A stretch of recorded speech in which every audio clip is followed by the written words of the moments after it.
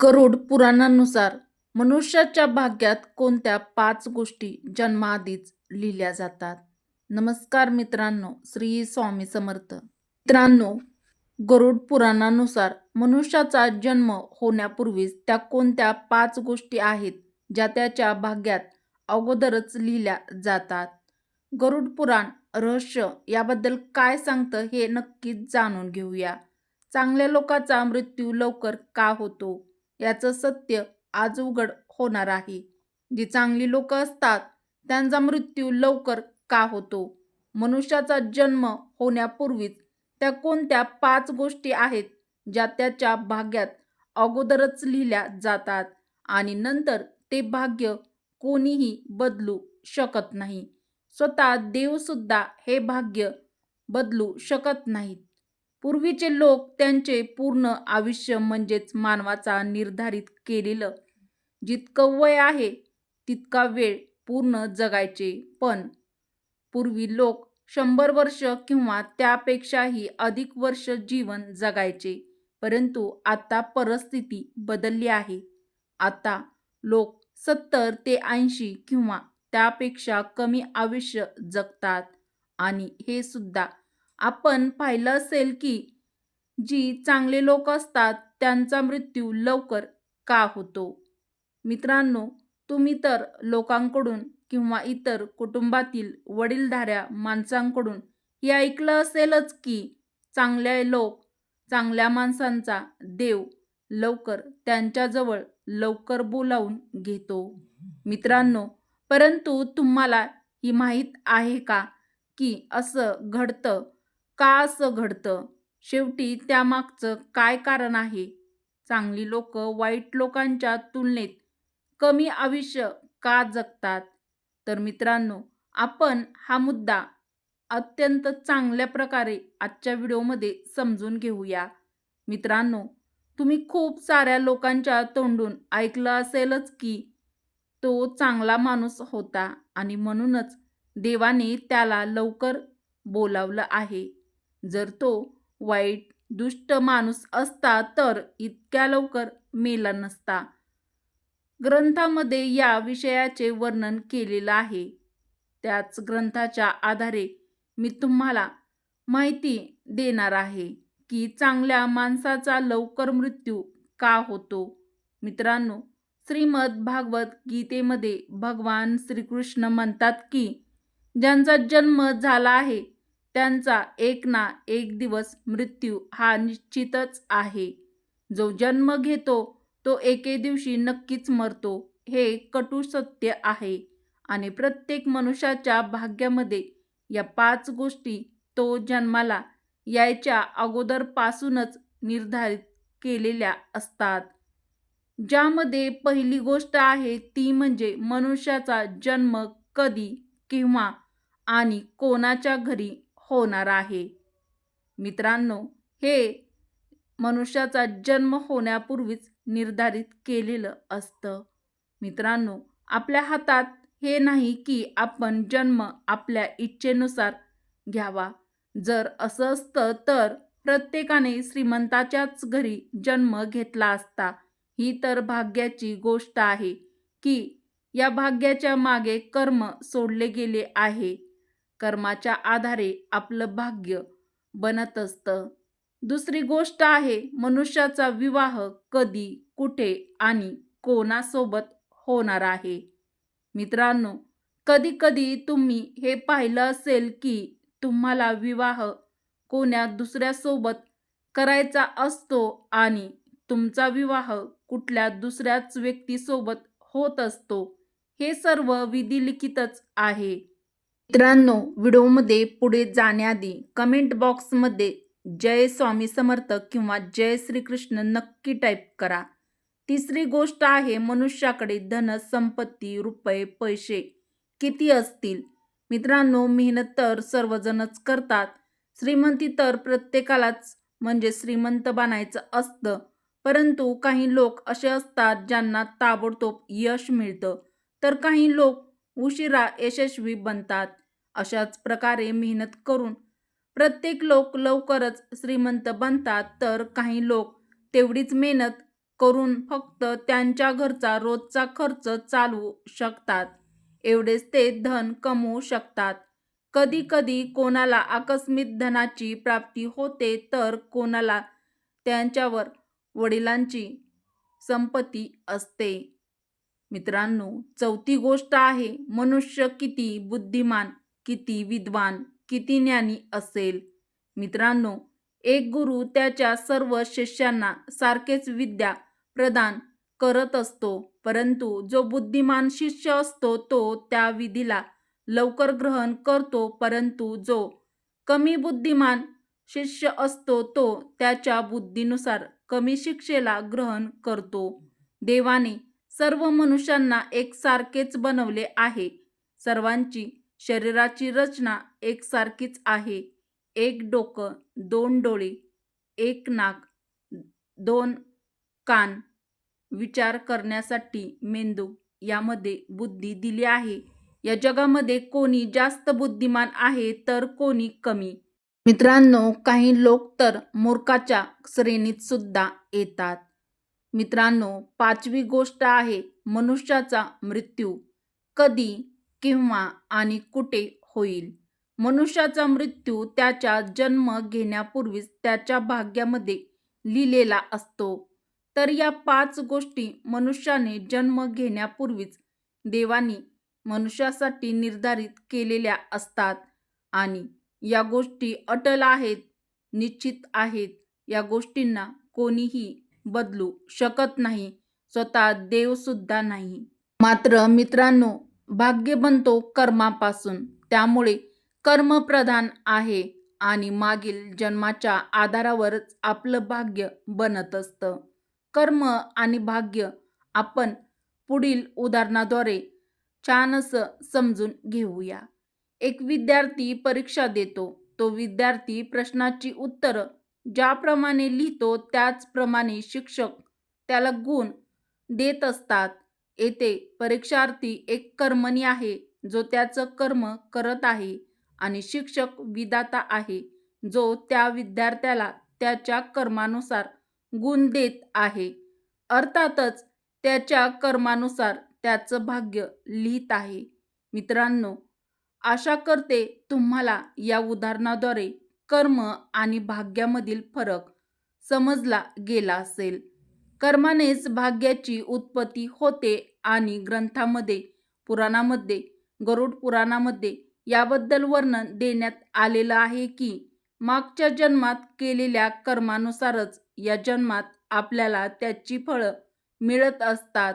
काही कर्माची फळं ही या जन्मात मिळतात, परंतु ज्याप्रमाणे एखादं पात्र जर छोटं असेल आणि त्यामध्ये भरणारी वस्तू ही जर जास्त असेल तर त्या वस्तूला दुसऱ्या पात्रात भरली जाते. त्याचप्रमाणे मनुष्याचे जर आयुष्य कमी असेल आणि त्याचे पाप पुण्य जास्त असतील तर देव त्या पाप पुण्याचे फळ त्याला पुढच्या जन्मात देत असतो. मित्रांनो, मनुष्य कर्म करण्यासाठी फक्त स्वतंत्र आहे. बाकी कर्माचे फळ देव त्याला देत असतो. चांगले कर्म चांगल्या भाग्याला बनवतात. अर्थातच चांगले कर्म चांगल्या भाग्याचे निर्माण करत असतात आणि वाईट कर्म वाईट भाग्याचे निर्माण करत असतात. म्हणूनच मनुष्याने नेहमी चांगले कर्म करत राहायला हवे, जेणेकरून त्याचं भाग्य चांगलं बनेल आणि त्याच्या जीवनात नेहमी सुख समाधान असेल. कारण जर मनुष्याने वाईट कर्म केले तर त्या वाईट कर्मामुळे त्याचं भाग्य हे वाईटच बनेल आणि दुर्भाग्यशाली मनुष्याचे जीवन हे नरकासमान असतं. अनेक कष्ट आणि त्रास सहन करत असतो. ज्या प्रकारे तुम्ही बियाणे पेराल त्याच प्रकारचे तुम्हाला फळे मिळणार आहेत. जर तुम्ही एखादं फुलझाड किंवा फळझाड लावलं तर त्यापासून तुम्हाला फुले किंवा फळच मिळणार आहेत, आणि जर तुम्ही एखादा काटेरी वृक्ष लावला तर त्यापासून तुम्हाला त्रास देणारा काटे मिळणार आहेत. तर त्या वृक्षापासून तुम्हाला सावली तर मिळेल, परंतु शरीराला त्रास देणारे काटे सुद्धा त्या काटेरी वृक्षापासून तुम्हाला मिळतील. त्याचप्रमाणे वाईट कृत्य, वाईट कर्म हे थोड्या वेळासाठी सुख प्रदान करतात, परंतु त्या वाईट कर्माचे फळ नंतर मिळत असतं. ते फळ मनुष्याच्या अधोगतीचं कारण बनतं. ते फळ मनुष्याला त्या काट्याप्रमाणे टोचत असतं आणि मग त्याला ते अनेक पीडा देत असतात. मित्रांनो, असे म्हणतात की देवाने ज्याला जितके जीवन आयुष्य दिले आहे, तितके तो तेवढेच आयुष्य जगतो. जो जितक्या दिवसांसाठी आला आहे, तो या पृथ्वीवर तेवढ्याच दिवसांसाठी राहतो. मित्रांनो, कोणत्या गोष्टीचा अभिमान करायचा, कोणत्या गोष्टीचा घमंड करायचा? रुपया, पैसा, धनसंपत्ती आज आहे तर उद्या नाही. राजापासून रंक बनण्यात वेळ लागत नाही. देवाच्या मर्जीशिवाय झाडाचं एक पान सुद्धा हलत नाही. आणि म्हणूनच ही गोष्ट नेहमी लक्षात असू द्या की मनुष्य ही धरती सोडून कधी निघून जाईल हे कोणीही सांगू शकत नाही. मित्रांनो, व्हिडिओमध्ये पुढे जाण्याआधी कमेंट बॉक्समध्ये जय श्रीकृष्ण नक्की टाईप करा. मित्रांनो, त्यामुळे मनुष्य जेव्हापर्यंत या पृथ्वीवर आहे तोपर्यंत त्याने देवाची भक्ती करत राहायला हवी, चांगले कर्म करत राहायला पाहिजे, परोपकार, दानधर्म करत राहायला पाहिजे, ज्यामुळे मनुष्याचे कल्याण होते. चला तर आता हे सुद्धा जाणून घेऊया की चांगले कर्म म्हणजेच चांगल्या लोकांचा मृत्यू लवकर का होतो. मित्रांनो, कुठल्याही चांगल्या व्यक्तीला देव कुठल्या तरी चांगल्या हेतूने या पृथ्वीवर पाठवत असतो आणि जेव्हा त्या व्यक्तीचा उद्देश पूर्ण होतो तेव्हा देव त्याला पुन्हा त्याच्याजवळ बोलावून घेतो. कारण तो व्यक्ती देवाच्या हृदयात, देवाच्या जवळ असतो. तुम्ही हे सुद्धा म्हणू शकता की तो व्यक्ती देवाचा प्रिय असतो. देवालाही मुळीच वाटत नाही की त्याचा प्रिय व्यक्ती या मायानगरीत राहून एखादं पाप करावं, त्यामुळे पापाची शिक्षा त्याला भोगावी लागेल. एकंदरीतच म्हणायचं झालं तर चांगल्या लोकांचा मृत्यू त्यांच्या चांगल्या कर्मामुळेच लवकर होत असतो. मित्रांनो, कधी तुम्ही हे ऐकलं असेल की एखादा असा व्यक्ती आहे ज्याला कधीच कुठलाही आजार नव्हता, कुठलाही त्याला त्रास नव्हता, तो त्याच्या आयुष्यात खूप जास्त सुखी होता आणि त्याने रात्री आनंदाने भोजन केले आणि भोजन ग्रहण करून तो रात्री झोपी गेला, म्हणजे झोपला आणि सकाळी तो उठलाच नाही, तो झोपूनच राहिला. अर्थातच कुठल्याही आजाराशिवाय, कुठल्याही त्रासाशिवाय त्याचा मृत्यू झाला. मग अशा वेळी लोक म्हणतात की किती पुण्यात्मा व्यक्ती होता, त्याला देवाने एवढे सुखद मृत्यू दिला, एवढे सोपा मृत्यू त्याला दिला, त्याला कोणताही आजार दिला नाही, त्याला कोणताही त्रास किंवा कोणताही कष्ट त्या मनुष्याला दिलं नाही. मित्रांनो, आपल्या हिंदू धर्मातील पवित्र ग्रंथ गरुड पुराणामध्ये असं सांगण्यात आलं आहे की मृत्यूच्या वेळी मनुष्याला जी काही पीडा वेदना होत असते तर ती एकदा 100 विंचू चावल्याने जेवढी होत असते त्यापेक्षाही अधिक वेदना त्या मनुष्याला होत असते. इतका त्रास सहन करून मनुष्याचा मृत्यू होत असतो. मित्रांनो, या कलियुगामध्ये सर्व काही विपरीत होत आहे, म्हणजेच सर्व काही उलट होत असतं. दाता घरी बसतो म्हणजेच जो दानधर्म करणारा आहे तो अत्यंत गरीब असतो आणि जो लोभी आहे तो धनिक असतो. जो पापी आहे तो दीर्घायुषी असतो. अर्थातच पापी व्यक्तींचा आयुष्य जास्त असेल, जे सत्पुरुष आहेत, जे चांगले मनुष्य आहेत ते कमी आयुष्य जगतील. मित्रांनो, कलियुगाचे हे सर्व लक्षण सांगण्यात आलेलं आहे. मित्रांनो, जे लोक असे म्हणतात की मनुष्य मेल्यानंतर रिकाम्या हाताने जातो, तर हे सत्य नाही. मनुष्य मेल्यानंतर त्याच्यासोबत या 3 गोष्टी घेऊन जातो. पहिली गोष्ट आहे मनुष्याचे कर्म, दुसरी आहे त्याची स्मृती आणि तिसरी आहे जागृती.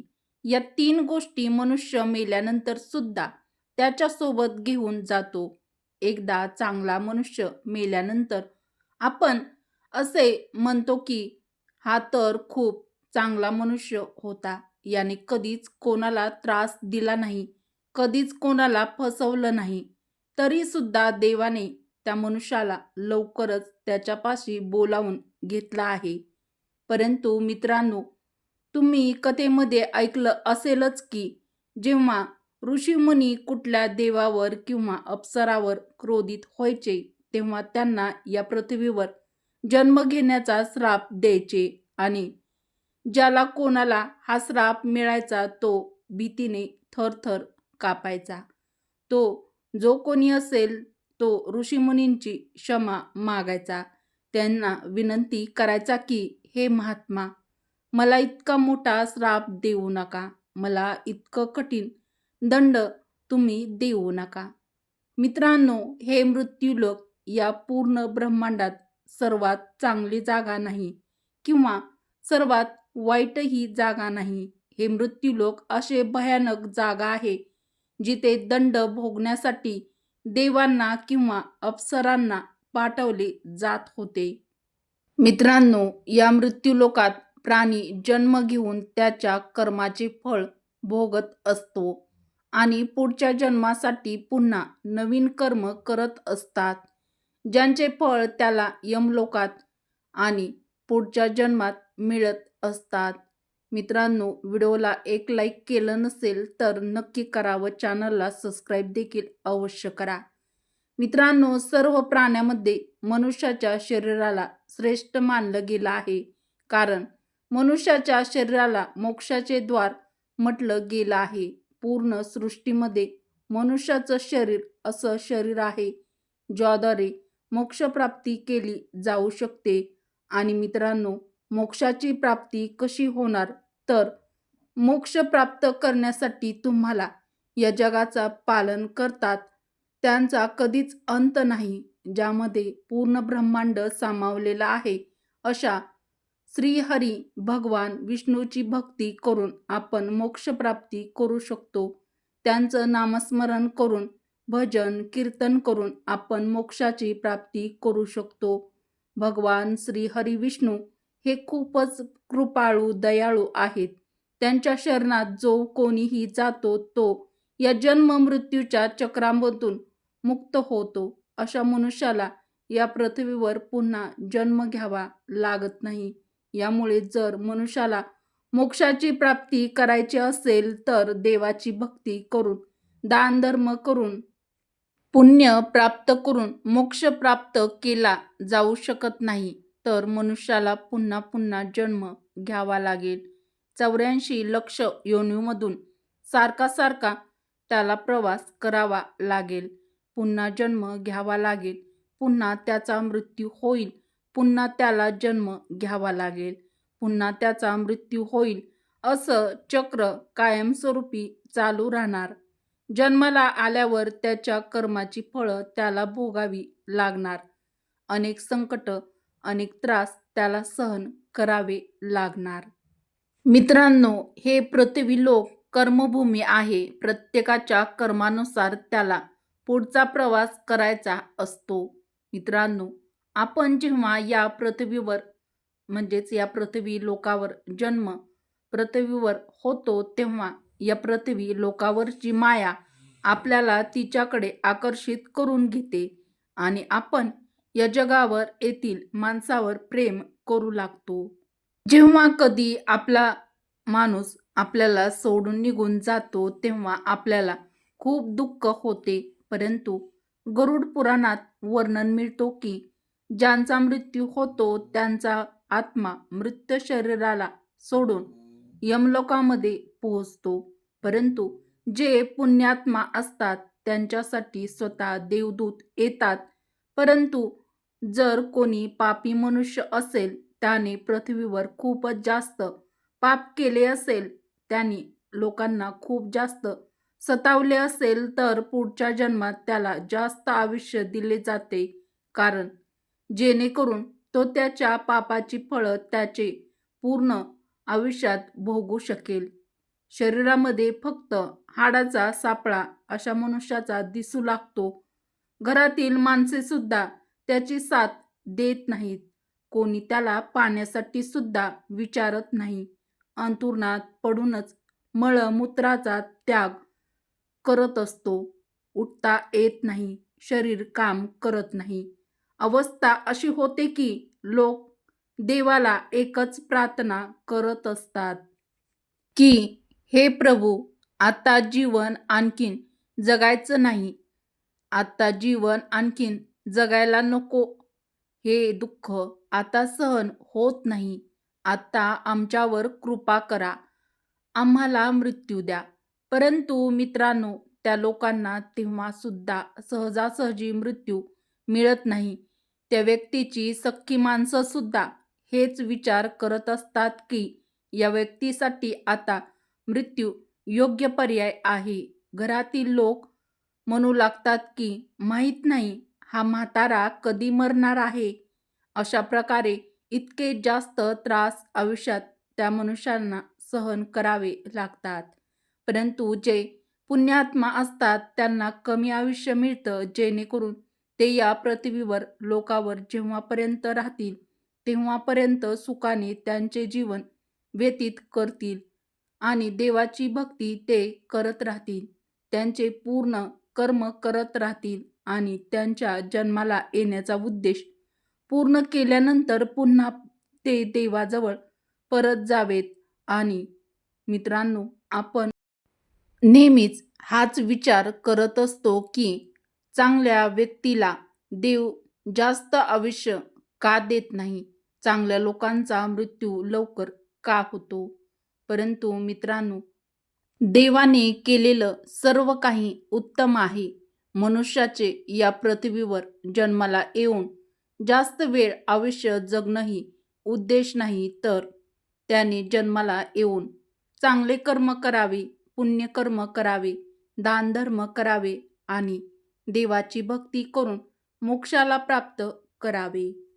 मित्रांनो, आपल्याला प्रत्येक वेळी मनुष्याचा जन्म या जन्मामध्ये यासाठी मिळत असतो की आपण स्वतःला ओळखावे. आपण कोण आहोत, आपण या जगामध्ये कशासाठी आलो आहोत हे ओळखून आपण नेहमी चांगले कर्म करावेत, सत्कर्म करावेत. परंतु या माया सागरात, मायानगरीमध्ये मनुष्य डुबून जातो आणि वाईट कर्म, वाईट कृत्य करून तो हजारो लाखो वर्ष या 84 लक्ष योनी पार करत राहतो आणि अनेक संकट, दुःख, त्रास सहन करतो. तो इकडून तिकडे भटकत राहतो. मित्रांनो, जर तुम्ही सुद्धा परमपिता परमेश्वर श्री हरी विष्णू यांना मानत असाल आणि जर तुम्ही स्वामी समर्थ महाराज यांची भक्ती करत असाल व त्यांना देखील मानत असाल, तर कमेंटमध्ये जय श्री कृष्ण किंवा श्री स्वामी समर्थ, जय श्री हरी विष्णू किंवा श्री स्वामी समर्थ नक्की टाईप करायला विसरू नका. व्हिडिओ आवडला असेल तर व्हिडिओला एक लाईक करायला विसरू नका. तुमच्या प्रियजनांसोबत, मित्रपरिवारासोबत हा व्हिडिओ शेअर करायला देखील विसरू नका. जास्तीत जास्त लोकांपर्यंत हा व्हिडिओ नक्की शेअर करा. परत भेटू अशाच आध्यात्मिक व्हिडिओसह, नवीन माहितीसह. चॅनलला सबस्क्राईब केलं नसेल तर नक्की करा. व्हिडिओ शेवटपर्यंत पाहिल्याबद्दल तुमचे सर्वांचे मनापासून धन्यवाद. श्री स्वामी समर्थ. जय श्री कृष्ण. जय माता लक्ष्मी. जय श्रीराम. धन्यवाद.